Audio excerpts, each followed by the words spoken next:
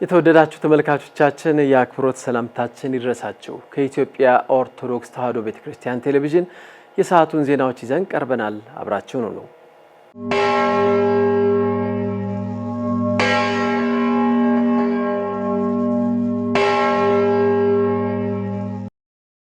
ወደ ቀዳሚው ዜናችን እናልፋለን። የሰማዕቱ የብፁዕ ወቅዱስ አቡነ ቴዎፍሎስ የ34ኛ ዓመት የፍልሰተ አጽም መታሰቢያ በዓል በጎፋ መካነ ሕያዋን ቅዱስ ገብርኤል ቤተክርስቲያን ብፁዓን አበው ሊቃነ ጳጳሳት በተገኙበት በታላቅ ስነ ስርዓት ተከበረ። ለዝርዝሩ መምህር ፈቃዱ ኪሮስ። የሰማዕቱ የብፁዕ ወቅዱስ አቡነ ቴዎፍሎስ የ34ኛው ዓመት የፍልሰተ አጽም መታሰቢያ በዓል በተከበረበት ጊዜ የስብከተ ወንጌልና ሐዋርያዊ ተልእኮ መምሪያ ኃላፊና ሊቀ ጳጳስ የቅዱስ ሲኖዶስ አባል ብፁዕ አቡነ ማርቆስ አባታዊ መልእክት አስተላልፈዋል። ብፁዕ ወቅዱስ አቡነ ቴዎፍሎስ እስከ መጨረሻዋ የሕይወት ስንፋሳቸው ድረስ በታላቅ ትዕግሥት ያለፉ አርአያ አባት መሆናቸውና እኛም ከዚህ ታላቅ የትዕግሥት ገድላቸው ትልቅ ትምህርት ልንወስድ እንደሚገባ ብፁዕ አቡነ ማርቆስ ገልጸዋል። እንደው ከሁሉም ትተውልን ከሄዱ የሚደነቁት ትዕግሥታቸው ነው።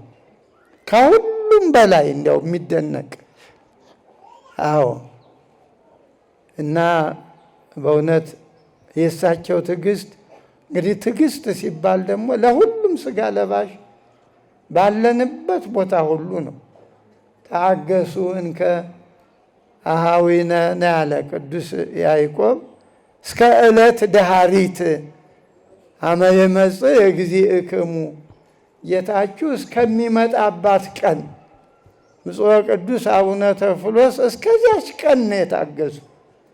የአንድ ቀን አይደለም፣ እስከ መጨረሻዋ ቀን እስከ ደሃሪት እስትንፋስ እና ይሄ ጥለውልን የሄዱት ከቁሳቁስ ውጭ የነቢያትን የሐዋርያትን ምሳሌነት አብነት ነው እና ሁላችንም በዚህ በትዕግሥታቸው እንዲወልዱን መጸለይ መማጠን ነው። ብፁዕ ወቅዱስ አቡነ ቴዎፍሎስ ፓትርያርክ በዘመናዊና በመንፈሳዊ ትምህርት የላቀ ብስለትና ችሎታ የነበራቸው ሲሆን በሁለንተናዊ ዕውቀት የታወቁ ታላቅ ዓለም አቀፋዊ ምሁር ናቸው።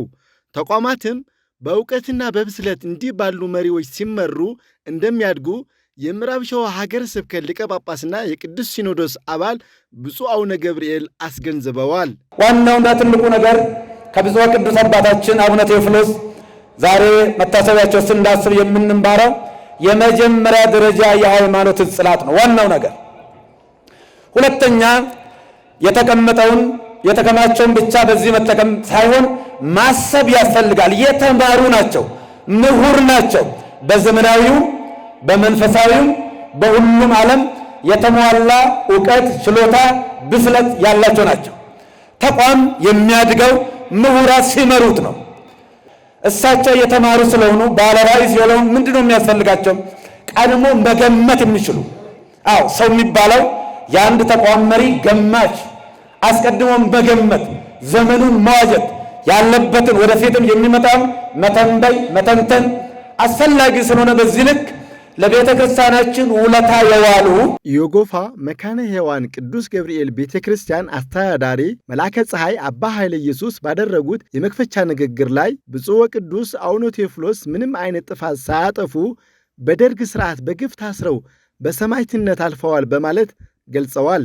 ይሁን እንጂ ለቤተ ክርስቲያን የሚያደርጉትን ከፍተኛ አገልግሎትና እድገት ያልተመቸው በወቅቱ የነበረው የደርግ መንግስት የቅዱስነታቸውን ራዕይና ዓላማ ለማሰናከል በማሰብ በከፍተኛ ኃላፊነት እያገለገሉ በነበሩበት ሰዓት ምንም አይነት ጥፋት ሳይፈጽሙ የካቲት 9 ቀን 1968 ዓመተ ምህረት ከምሽቱ 3 ሰዓት በፋሽስቱ የደርግ መንግስት ከመንበረ ፕትርክናቸው በኃይል በማውረድ ከ3 ዓመት የግፍ የስቃይ እስር እንግልት በኋላ ሐምሌ 7 ቀን 1971 ዓመተ ምህረት ከቀኑ 6 ሰዓት በራስ አስራተ ካሳ መኖሪያ ቤት ከ14 ኢትዮጵያውያን ጋር እሳቸው 15ኛ በመሆን በኤሌክትሪክና በጥይት በመደብደብ በሀገራቸው የኢትዮጵያ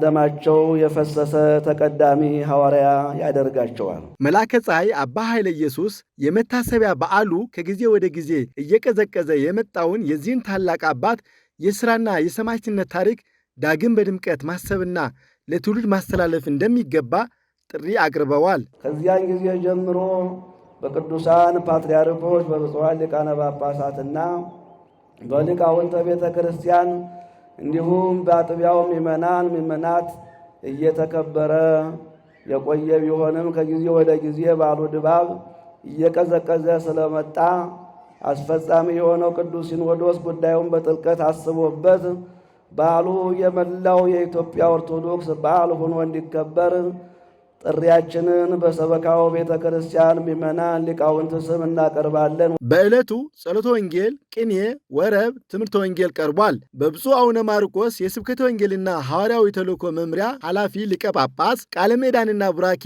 በጸሎት ተዘግቷል። በተያያዘም ሰማዕቱ ብፁዕ ወቅዱስ አቡነ ቴዎፍሎስ ለኢትዮጵያ ኦርቶዶክስ ተዋሕዶ ቤተክርስቲያን ያበረከቷቸው ዘመን ተሻጋሪ ስራዎች በርካታ መሆናቸውን የደብሩ አገልጋዮች ገለጹ። አሁንም መምህር ፈቃዱ ኪሮስ ተጨማሪ ዝርዝር አለው። ሰማዕቱ ብፁዕ ወቅዱስ አቡነ ቴዎፍሎስ ለኢትዮጵያ ኦርቶዶክስ ተዋሕዶ ቤተክርስቲያን ያበረከቷቸው ዘመን ተሻጋሪ ስራዎች ከሕይወታቸው የሚቀሰሙ ታላላቅ እሴቶች አስመልክተው የደብሩ አገልጋዮች ተናግረዋል። ብፁዕ ወቅዱስ አቡነ ቴዎፍሎስ ቤተ ክርስቲያን ዛሬም የምትመራበትን የቃለ ዓዋዲ ሕግ በማርቀቅና ታላላቅ ምንትያ ሕንፃዎችን በመገንባት ረገድ የነበራቸውን ታላቅ አሻራ የደብሩ የዕቅድና ልማት ዋና ኃላፊ ሊቀ አእላፍ ስልጣኑ ሙሉ አስገንዝበዋል። በተመሳሳይም የሰበካ ጉባኤ ስርዓት በመዘርጋት ቤተ ክርስቲያን ራሷን በራሷ እንድታስተዳድር በማድረግ የራሷ ፓትርያርክ እንደሚያስፈልጋት አስቀድሞ በመረዳት ረገድ ያበረከቱትን አስተዋጽኦ የደብሩ ሰባኪ ወንጌል መጋቤ ሐዲስ ያሬድ አስናቀ አብራርተዋል። በተጨማሪም የሰንበት ትምህርት ቤቶችን በማስፋፋትና በቅድስት ሥላሴ ካቴድራል ወጣቶችን ሰብስበው ለቤተ ክርስቲያን ከፍተኛ ራዕይ እንዲኖራቸው በማስተማር ረገድ ያሳዩትን ቁርጠኝነት የቅድስት ሥላሴ የሰንበት ትምህርት ቤት አባሉ ኃይለ ገብርኤል እንዳለ ጠቅሰዋል። ለኢትዮጵያ ቤተ ክርስቲያን ወይም ደግሞ ለኢትዮጵያ አብያተ ክርስቲያናት በዓለም ሁሉ ላሉት ቃለ ዓዋዲ የሚባለውን ሕገ ደንብ አርቅቀው በማስቀመጣቸው ዛሬ ቤተ ክርስቲያን በዚህ ሕግ ትመራለች ማለት ነው። እንግዲህ ብፁዕ ቅዱስ አቡነ ቴዎፍሎስ ለኢትዮጵያ ኦርቶዶክስ ተዋሕዶ ቤተ ክርስቲያን ባለውለታ ከምንላቸው አንዱና ዋነኛው ናቸው። ብፁዕ ቅዱስ አቡነ ቴዎፍሎስ ሁላችን እንደምናውቀው ሰበካ ጉባኤ የሚለውን አስተዳደር ያመጡ እሳቸው ናቸው። መንትዮች የሚባሉ ህንፃዎች በጠቅላይ ቤተ ክህነት ስር የሚገኙ ለቤተ ክርስቲያኒቷ ለዓለም አብያተ ክርስቲያናት ይህንን ሰርተው አስረክበው የሄዱ አባት ናቸው። እኒህ ብቻ አይደሉም። እንደ ዋናነት እንትን ለማለት ነው እንጂ በእያንዳንዱ ቤተ ክርስቲያን ዛሬ የሚታየው ልማት ዛሬ የሚታየው መንቀሳቀስ የእሳቸው ጅምርና የእሳቸው ራዕይ ነው ማለት ነው። ብፁዕ ቅዱስ አቡነ ቴዎፍሎስ ዛሬ ላይ ያለችው የኢትዮጵያ ኦርቶዶክስ ተዋሕዶ ቤተክርስቲያን ራሷን በራሷ እንድታስተዳድር ያደረጉ እሳቸው ናቸው። የሰንበት ትምህርት ቤት ከመምህራኑ ጎን በመማርና ከመምህራኑ ስር በመቀመጥ በየአጥቢያ ቤተ ክርስቲያኑ ዛሬ የሰንበት ትምህርት ቤት ተብሎ የሚጠራው ከማህበረ ቅዱሳን በልዩ ልዩ ስም የሚጠራው በሰንበት ትምህርት ቤት ውስጥ ዘጋጀና ወይም ደግሞ የተዋቀረ በእሳቸው ዘመን የተዋቀረ ነው ማለት ነው። ብፁዕ ቅዱስ አቡነ ቴዎፍሎስ ለኢትዮጵያ ኦርቶዶክስ ተዋሕዶ ቤተክርስቲያን ፓትርያርክ እንደሚያስፈልጋት ከነበሩት ብፁዓን ሊቃነ ጳጳሳት ጋር በመሆን ይህንን የአንበሳውን ድርሻ የወሰዱ ብፁዕ ቅዱስ አቡነ ቴዎፍሎስ ናቸው። ብፁዕ ቅዱስ አቡነ ቴዎፍሎስ በዛ በተለይ መንበረ ጸባዖት ቅድስት ሥላሴ ካቴድራል ላይ የወጣቶች የዛሬ 50 ዓመት ወጣት የት እንደሚደርስ ቀድመው ያሰቡ አባት ናቸው። በ1930ዎቹ ተፈሪ መኮንን የዘመናዊ ትምህርት የሚማሩ የነበሩ ወጣቶችን አባ መልክቱ ተብለው የአዲስ ኪዳን መምህር ሆነው በመካነ ሥላሴ በታችኛው አጼ ምኒልክ ባሰሩት አዲስ ኪዳን መምህር ሆነው ሲያስተምሩ ከዶርም እየጠሩ ያስተምሯቸው ነበር። ብዙ ማስረጃዎች አሉና እነዛን ወጣቶች ጠርተው ለቤተክርስቲያን ራዕይ እንዲኖራቸው ያን ሰሞን ደግሞ ዘመናዊ ትምህርት እየገባ የነበረበት ሰዓት ነው። ስለ አባቶቻቸው እውነተኛነት እንዲያስቡ ዘመናዊ ትምህርት ይዟቸው እንዳይጠፋ ሲያደርጉ የነበሩ ትልቅ ዛሬ በኢትዮጵያ ደረጃ ሚኒስቴር የነበሩት በዛን ዘመን የአፄ ኃይለ ሥላሴ ባለስልጣን የነበሩትን ሰዎች ሲያበቁ ሲያስተምሩ በማደሪያ ቤታቸው ህንዳውያን አስተማሪዎች ነበሩ። እነዚህ የአንግሊካን ቸርች አባላት እዛ ተፈሪ መኮንን እነዛ ያደርጉባቸውን ጫና እንዲቋቋሙ ቤተክርስቲያን እየጠሩ ወጣቶቹን ሲያስተምሩ ሲያበቁ ራእይ ኑሯቸው ሲያደርጉ የነበሩ ትልቅ አባት ናቸው። ከዛ በመቀጠል ሰንበት ትምህርት እንግዲህ በቃላወዲው ነው አይደል በኋላ የመጣው። እሳቸው ግን ሰንበት ትምህርት የሚለው መዋቅር ሳይኖር በፊት ወጣቶችን ሰብስበው አስተምረው በ1928 ጠላት ከገባ በኋላ በ35 መንበረ ጸባዖት ቅድስት ሥላሴ በዓሉ ሲከበር ወጣቶች ያንን በዓል የደመቀ እንዲያደርጉ ብዙ የውጭ እንግዶች ነበሩ 35 የቅድስት ሥላሴ ቅዳሴ ቤቱ ላይ እዛ በዓል ላይ የአካባቢውን ወጣቶች ቁጭ አድርገው አስተምረው አሰልጥነው በዓሉ የደመቀ እንዲሆን አደረጉ ተብሎ ሰንበት ትምህርት ቤትን በዛፍ ስር ማስተማር ጀምረው በስትራክቸር የሰሩ ትልቅ አባታችን ምንኮራባቸው ናቸው። ከብፁዕ ወቅዱስ አቡነ ቴዎፍሎስ ፓትርያርክ የሕይወት ጎዳና ጽናትን፣ ትዕግስትን፣ ጥልቅ እውቀትን፣ አርቆ አሳቢነትንና አለማዳላትን መማር እንደሚገባ ሊቀ አእላፍ ሥልጣኑ ሙሉ አሳስበዋል። በሌላ በኩል ከሕይወታቸው የምንቀስመው ዋነኛው ትምህርት የህብረት አንድነት መሆኑን መጋቤ ሐዲስ ያሬድ አስናቀ ያስገነዘቡ ሲሆን በመጨረሻም ለምድራዊ ሹመትና ስልጣን ሳይሳሱ እስከ መጨረሻው የሰማዕትነት መስዋዕትነት መክፈልን አርአያነት ልንማርባቸው ይገባል ሲሉ ኃይለ ገብርኤል እንዳለ አጽንኦት በመስጠት ተናግረዋል። እንግዲህ ከሳቸው ሕይወትና ስራዎች ራእዮች የምንማረው አንደኛ ጽናትን፣ ሁለተኛ ትዕግስትን፣ ሶስተኛ ዕውቀትን፣ አራተኛ አርቆ አሳቢነትን፣ አምስተኛ ደግሞ ሰፈርተኛ ለመሆናቸው። እውነት ለመናገር ዛሬ እንግዲህ መቼም ይታወቃል፣ ይሄ አደባባይ ምስጢር ነው። ዛሬ በጣም ዓለም እየተረበሸ ያለው ቤተክርስቲያን እየተረበሸች ያለችው ሰፈር በመቁጠር ወገኖች በማለት ቤተክርስቲያንን ባለማስቀደም የራስ ጥቅምን በማጉላት ነው የሚታወቀው የዛሬው ዓለም። እንግዲህ ከብፁዕ ቅዱስ አቡነ ቴዎፍሎስ የምንማረው እኛ መምህራነ ወንጌልም ካህናትም ዲያቆናትም የሰንበት ትምህርት ቤት መዘምራን ወመዘምራት ምእመናን ወምእመናት በአጠቃላይ ከሳቸው የምንማረው አንድነትን ነው። ብፁዕ ቅዱስ አቡነ ቴዎፍሎስ አንድ ያደረጉን ናቸው። ዘላይ ይሄ መከፋፈሉ መለያየቱ በእውነት የቀድሞውን አባቶቻችን ካሰብን መለያየትን እንጸየፋለን፣ ጥላቻን እንጸየፋለን። ጨለማ የሚጠፋው በብርሃን ነው። ጥላቻንም ጥላቻ አይጠፋውም። ጥላቻ የሚጠፋው በፍቅር ነው። ትልቁ ነገራቸው መስዋዕትነታቸው ነው። በቃ ለቤተክርስቲያን ብቻቸውን የቆሙ አባት ብቻቸውን የቆሙ በዛ ሰው በላ በነበረ ስርዓት ብቻቸውን ስልጣኔ ሳይሉ ገንዘቤ ሳይሉ ሹመት ሳይሉ ብቻቸውን ቆመው እስከ መስዋዕትነት ያ ስርዓት ለቤተክርስቲያንም ለሀገርም እንደማይጠቅም በግልጽ ተናግረው መስዋዕትነትን በገመድ ታንቀው የሞቱ ትልቅ ቅዱስ አባታችን ናቸው። በእኛ ዘመን በአባቶቻችን ዘመን አይተን አርአያ የምንሆንባቸው ናቸው። ከዛ ደርግ ቤተክርስቲያንን ወርሷት ቤተክርስቲያን ሀብት ንብረቷን ወርሶ አደባባይ በቀረችበት ሰዓት ካህናት ይራባሉ ይጠማሉ ብለው እነዛን ቤቶች ዛሬ ቤተ ክህነት የሚጠቀምባቸውን ቤቶች በራሳቸው ገንዘብ አሰርተው ከባንክ ተበድረው ሰርተው ዛሬ ቤተክርስቲያን ከብድር ከብዙ ችግር ካህናቱም ደሞዝ ከማጣት እንዲገላገሉ ያደረጉ ትልቅ አባታችን ናቸው የምንኮራባቸው።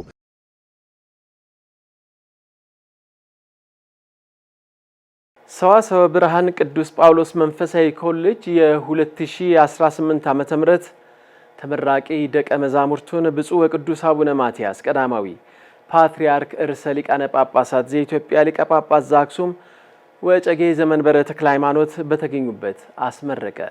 ለዝርዝሩ ሰላም አንባዬ።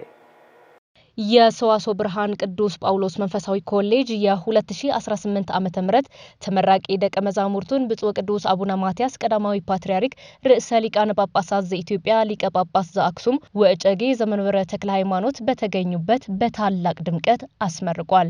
ተቋሙ የበርካታ ዓመታት ጥያቄ ምላሽ በማግኘት በታሪኩ ለመጀመሪያ ጊዜ በቅድመ ምረቃ በመጀመሪያ ዲግሪና በዲፕሎማ መርሃ ግብር በአጠቃላይ 466 ደቀ መዛሙርትን ማስመረቁን የኮሌጁ ዲን ሊቀ ሕሩያን ሰርጸ አበበ ገልጸዋል።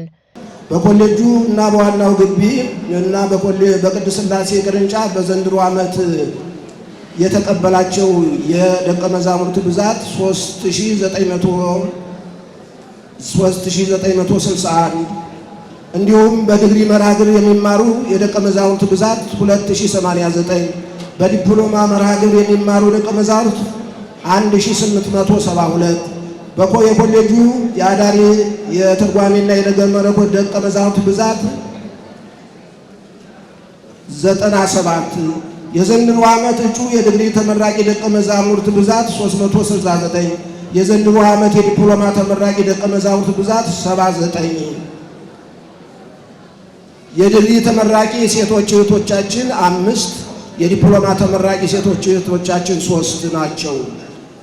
በኮሌጁ ስራ አመራር ቦርድ እውቅና ተሰጥቷቸው በሁለቱም ግቢ በዲግሪና በዲፕሎማ በዛሬው ዕለት የሚመረቁ ደቀ መዛሙርት አጠቃላይ ብዛታቸው 466 ነው። የዲግሪ መርሃ ግብሩን ትምህርት በተሳካ ሁኔታ ለማስቀጠል እውቅና ለማሰጠት ይቻል ዘንድ በመምህራን አመራረጥና በስርዓተ ትምህርቱ አተገባበር ያለው ተሞክሮ ከጊዜና ከሁኔታ አንጻር እንደ አካዳሚክ ዘርፍ በተፈጠረ የአሰራር ችግር ብዙ ተግዳሮት ቢኖርም እንደ እግዚአብሔር ፈቃድ ከሞላ ጎደል ስኬታማ ሆኖ እዚህ ደርሰናል። ያም ሆነ ይህ ከ40 ዓመት ባላነሰ የጊዜ ርዝመት በኮሌጁ ማህበረሰብና ደቀ መዛሙርት ያለማቋረጥ ሲጠየቅ የነበረው የዲግሪ ይሁንልን ጥያቄ እግዚአብሔር ፈቅዶ በቅዱስ ሲኖዶስና በቅዱስ አባታችን መልካም ፈቃድ ፍጻሜ ስላገኘ ለቅዱስ አባታችንና ለብፁዓን አበው ሊቃነ ጳጳሳት እንዲሁም በየደረጃው ለደከሙ የቤተ ክርስቲያናችን የሥራ ኃላፊዎች በኮሌጃችን ስም ከፍተኛ ምስጋና እናቀርባለን። የኮሌጁ የበላይ ኃላፊ ብፁዕ አቡነ ሕዝቅኤል በበኩላቸው የዓለም ችግሩ ብዙ ነውና በሄዳችሁበት ሁሉ ዓለምን በወንጌል ጨውነት እንድታጣፍጡ ይገባል ያሉ ሲሆን ተቋሙ በዲግሪ መርሃ ግብር ማስመረቁ የተሰማቸውን ደስታም በቅኔ ገልጸዋል። ጠያቂዎች ነበራችሁ እንጂ ተጠያቂዎች አልነበራችሁም። አሁን የዓለም ችግሩ ብዙ ነውና ስለ ሃይማኖትም ትጠየቃላችሁ። የዓለም ጣጣው ብዙ ነውና ስለዛ ሁሉ የምትጠየቁ ኃላፊዎች እናንተ ናችሁና እንግዲህን አልጫውን ዓለም በወንጌል ጨውነት እንድታጣፍጡ ሁሮ መሃሩ እስተ ኩሉ አጽናፈ ዓለም ቅዱስነቶ የሚመሩት ቅዱስ ሲኖዶስ የዲግሪ መርሃ ግብሩን ፈቅዶ በተፈቀደው ምክንያት ብሉያቱን የተማሩ አዲሳቱን የተማሩ የቀረባቸውን አጓዳኝ የሆኑ ነገሮችን አስተካክለው በዲግሪ መርሃ ግብር እንዲመረቁ የሚል ከቅዱስ ሲኖዶስ በተላለፈው መመሪያ መሰረት አሁን በዛሬው ዕለት የሚመረቁ እጩ መምህራን ዛሬው ዕለት ከቅዱስነቶ ቡራኬ ለመቀበል ተዘጋጅተው ቀርበዋል። እምአርባዕቱ አፍላግ አመሰቀይዋ ለቤተ ክርስቲያን ቅድስት ኢየሩሳሌም አውቴ ዘራማ ክሌቱ ባስልዮስ ወቴዎፍሎስ አስኬማ በአስር አጻብዕሁ ለዲግሪሰ ጉባኤ ኒቅያ ማትያስ አተማ። እነዚህ ሁሉ ዲግሪ ለማድረግ ተመኝተው ነበር፣ አልሆነላቸውም። የዘንድሮ ዓመት ተመራቂ ደቀ መዛሙርት በበኩላቸው ቅድስት ቤተ ክርስቲያናችንን ያለመሰልቸት ማገልገል ይገባናል ሲሉ ቃለ መሐላቸውን ፈጽመዋል። ከሁሉም በማስቀደም ይህንን ቀን ለማየት ላበቃን የሰራዊት ጌታ እግዚአብሔር አምላካችን ምስጋናችንን እናቀርባለን። በዚህ ዕለት ተጨማሪ አደራና ተልእኮ ለመቀበል የተዘጋጀ ነው። ውሉደ ክህነት የመማራችን ዓላማ ወንጌለ መንግሥተ ሰማያትን ለማስተማር እንጂ ከፍ ያለ የትምህርት ማስረጃ ይዘናል ብለን እርስ በርስ ቁመት ለመለካካት እንዲሁም ለመገፋፋት እንዳልሆነ በሚገባ ተረድተን ቅድስት ቤተ ክርስቲያናችንን በቅንነት ያለመሰልቸት ለማገልገል የሚከተለውን ቃለ መሐላ እንፈጽማለን። ቀኝ እጃችንን አንስተን በቅዱስ አባታችንና በብፁዓን አበው ሊቃነ ጳጳሳት የአበው ሃይማኖት የምንቀበል ያንንም ሃይማኖት የምናስቀጥል መሆናችንን ቃል እንገባለን። ኮሌጁ አንድ እርምጃ ወደፊት በማደጉ ቤተክርስቲያን በእጅጉ ትደሰታለች ያሉት ብፁዕ ቅዱስ ፓትርያርኩ ተመራቂ ደቀ መዛሙርት የተረከቡትን አደራ ከባድና መንገዱም ረጅም መሆኑን ገልጸው የተማሩትን መንፈሳዊ ጥበብ በእውነትና በትጋት እንዲጠብቁ አሳስበዋል። እግዚአብሔር በፈቀደው ዘመን በቅዱስ ሲኖዶስ ጉባኤ መልካም ፈቃድና ውሳኔ ለዚሁ ደረጃ የበቃችሁ ለዲግሪ ከዲፕሎማ ወደ ዲግሪ የተሻገራችሁ ልጆቻችን ከፍተኛ የሆነ ደስታ ይሰማናል። እናንተም እንኳን ደስ ያላችሁ እንደገና እላለሁ። ከዚህ ቀጥሎ እንግዲህ ወደ ሁሩ ወመሃሩ ነው። በዲፕሎማም ይሁን በዲግሪ የተመረቃችሁ ልጆቻችን ሁሉ ምእመናንን እንድታስተምሩ፣ እንድትመክሩ፣ እንድታሰለጥኑ ነው እና እግዚአብሔር ከእናንተ ጋር ሆኖ ያግዛችኋል። መንፈስ ቅዱስ ከእናንተ ጋር ሆኖ ያግዛችኋል። ስለዚህም አደራ ትላችኋለች። እግዚአብሔር በረድኤቱ ይጠብቃችሁ፣ ይግለጥላችሁ። እግዚአብሔር በረድኤቱ ይጠብቃችሁ፣ ከእናንተ ጋር ይሁን። በምረቃ ስነ ስርዓቱ ላይ የጠቅላይ ቤተ ክህነት ዋና ስራ አስኪያጅ ብፁዕ አቡነ ሳዊሮስ፣ የቅዱስ ሲኖዶስ ዋና ጸሐፊ ብፁዕ አቡነ ዲዮስቆሮስ፣ ብፁዓን አበው ሊቃነ ጳጳሳት፣ የጠቅላይ ቤተ ክህነት ከፍተኛ የሥራ ኃላፊዎች፣ ሊቃውንትና የተመራቂ ቤተሰቦች የተገኙ ሲሆን በተመራቂ ደቀ መዛሙርት ወረብና ቅኔ ቀርቧል። በዕለቱም ከጠቅላይ ቤተ ክህነት የመምሪያ ኃላፊዎች ጨምሮ የኮሌጁ የደረጃና የከፍተኛ ማዕረግ ተሸላሚዎች እንዲሁም ከ1 እስከ 3ኛ ደረጃ የወጡ ደቀ መዛሙርት ሽልማት ተበርክቶላቸዋል። በመጨረሻም በቅዱስነታቸው ቃለ ምዕዳንና ቡራኬ መርሃ ግብሩ ተጠናቋል። በተያያዘም የሰዋስወ ብርሃን ቅዱስ ጳውሎስ መንፈሳዊ ኮሌጅ አድማሱን በማስፋት የኦንላይን ወይም የቀጥታ ስርጭት ትምህርት ለመጀመር በሂደት ላይ እንደሚገኝ ተገለጸ። ሰላም አንባይ ተጨማሪ ዝርዝር አላት። የሰዋስወ ብርሃን ቅዱስ ጳውሎስ መንፈሳዊ ኮሌጅ አድማሱን በማስፋት የኦንላይን የቀጥታ ስርጭት ትምህርት ለመጀመር በሂደት ላይ እንደሚገኝ ተገልጿል። የኮሌጁ የሬጅስትራር ክፍል ኃላፊ መጋቤ ሐዲስ ዮሐንስ ማሞና ሊቀ ሊቃውንት ቆሞስ አባ አትናቴዎስ ወልደ ጎርጎሪዮስ በበኩላቸው ኮሌጁ እንደ ሌሎች አሃት አብያተ ክርስቲያናት ከዲግሪ እስከ ፒኤችዲ በራሳቸው ቋንቋና እውቀት የሚያስተምሩበትን ተሞክሮ በመጥቀስ የኢትዮጵያ ኦርቶዶክስ ተዋሕዶ ቤተክርስቲያንም በራሷ ቋንቋ ለማስተማር የጀመረችውን ሂደት አጠናክራ መቀጠል እንዳለባት አስገንዝበዋል። ድሮ ዓመት አድማሱን በማስፋት በድጋፍ ሰጪ ምዕመናን ወንድሞች፣ እናቶች፣ እህቶች የኦንላይን ትምህርት በዓለም አቀፍ ደረጃ ላይ ኮሌጁ እንዲታወቅ የኦንላይን ትምህርት ስራ ጀምሮ በስኬት እየሰራ ይገኛል። የመጀመሪያውን ሲሚስተር ምዝገባ እንደተከናወነ ነው። እንግዲህ ቤተክርስቲያናችን ብዙ እውቀቶች አሏት። በተለይ የእውቀት ምንጭ የሆኑ ሊቃውንት ያሉባት ቤተክርስቲያን እንደመሆኗ መጠን ምንም የሚጎድልባት ነገር የለም።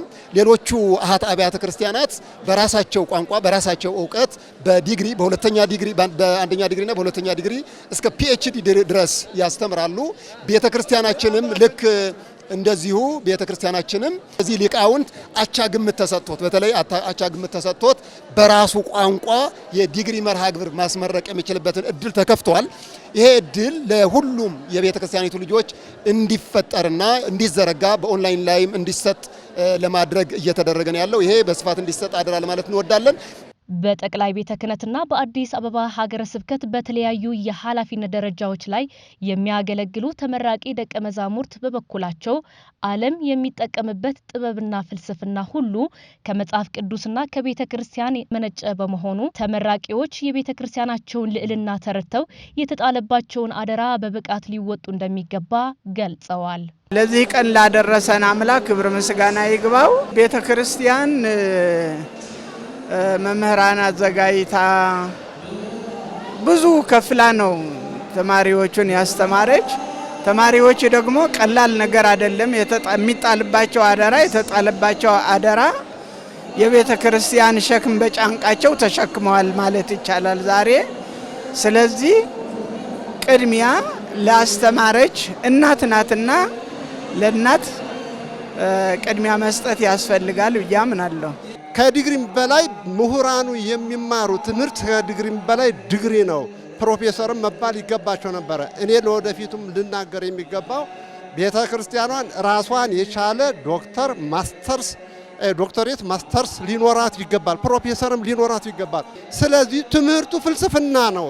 መጽሐፍ ቅዱስ እምነት ብቻ አይደለም፣ ፍልስፍና አለበት፣ ንግዱ አለበት፣ ጥበቡ አለበት፣ እውቀቱ አለበት። ከመጽሐፍ ቅዱስ የወጣ አንዳችም እውቀት አንዳችም ሳይንስ የለም። ስለዚህ ቤተክርስቲያኗ ራሷን የተሻለ በራሷ በኩል ዲግሪ መስጠቷ በጣም ጥሩ ነው ብዬ ነው የማስበው። ትምህርታችን ግን ከዲግሪ የበለጠ ነው። በመሰረቱ ዲግሪ የሚባለው ዘመን ያመጣው ጊዜ የወለደው እስከሆነ ድረስ ግን ዘመኑን መዋጀቷ ቤተክርስቲያኗ ትክክል ነው ብዬ አስባለሁ። በተያያዘ ዜና ኮሌጁ በታሪኩ ለመጀመሪያ ጊዜ በዲግሪ መርሃ ግብር ካስመረቃቸው መካከል የሆኑት የመጀመሪያ ዲግሪ ተመራቂ ደቀ መዛሙርት በአደራነት የተረከቡትን የቤተ ክርስቲያን ኃላፊነት ጠብቀውና አስጠብቀው እንደሚጓዙ አረጋግጠዋል። ውሩ ወመሃሩ የሚለውን በዛሬው ዕለት ቅድስት ቤተ ክርስቲያናችን በአደራ በማስተላለፍ ለአገልግሎት በማሰማራት የተሰጠንን መክሊታችን በአግባብና በስርዓት እንድንወጣ ምእመናንን ከመጠበቅ ቤተ ክርስቲያንን ከመጠበቅ በአጠቃላይ የቤተ ክርስቲያናችንን አስተምህሮን በመጠበቅ ምእመናንን ለዚሁ በማጽናትና በመመገብ በጣም ትልቅ አደራና ትልቅ ኃላፊነት እንዳለብን ቤተ ክርስቲያናችን አስገንዝባናለች እና የሃይማኖት አበው ስንል በአጠቃላይ ከ34 ዓመተ ምህረት እስከ 1050 እስከ 1054 ያሉ የቀደሙ አባቶቻችን በምስራቅና በምዕራብ ላይ የነበሩ እምነትን በመጠበቅ በነገረ ሥላሴ፣ በነገረ ክርስቶስ፣ በነገረ ሥጋዌ በአጠቃላይ ምእመናንን ከክህደት ከንፋቄ በመጠበቅ ያስተማሩት ስለሆነ እኛም ደግሞ ይህንን ተምረን ለሌሎቹ አደራ እንድናስተላልፍ በጣም ትልቅ መልእክት የተቀበልንበት ትልቅ አደራ የተጣለብን አብይ ትምህርት ነው። አሁን እንግዲህ የቤተ ክርስቲያን ዋናው ዓላማ ማስተማር፣ ወንጌል ለማስተማር ነው። ወንጌል የቤተ ክርስቲያን የጀርባ አጥንት ነውና ጠንክረን ዓለምን እንድናስተምር ጌታችን መድኃኒታችን ኢየሱስ ክርስቶስ በቅዱስ ወንጌል አዝዞናል። ለዚህ ነው ይህን ያህል ዓመት የደከምነው የተማርነውና ፍሬ ለማፍራት ለዚች ቤተክርስቲያን ፍሬ ለማፍራት ነው። የተከበራችሁ ተመልካቾቻችን ከኢትዮጵያ ኦርቶዶክስ ተዋሕዶ ቤተክርስቲያን ቴሌቪዥን ለሰዓቱ የነበሩን ዜናዎች የተከታተላችሁትን ይመስላሉ። ሌሎች መርሃ ግብሮቻችን አሁንም ይቀጥላሉ። ቆይታችሁ ከጣቢያችን ጋር እንዲሆን በአክብሮት እንጋብዛለን። መልካም ጊዜ።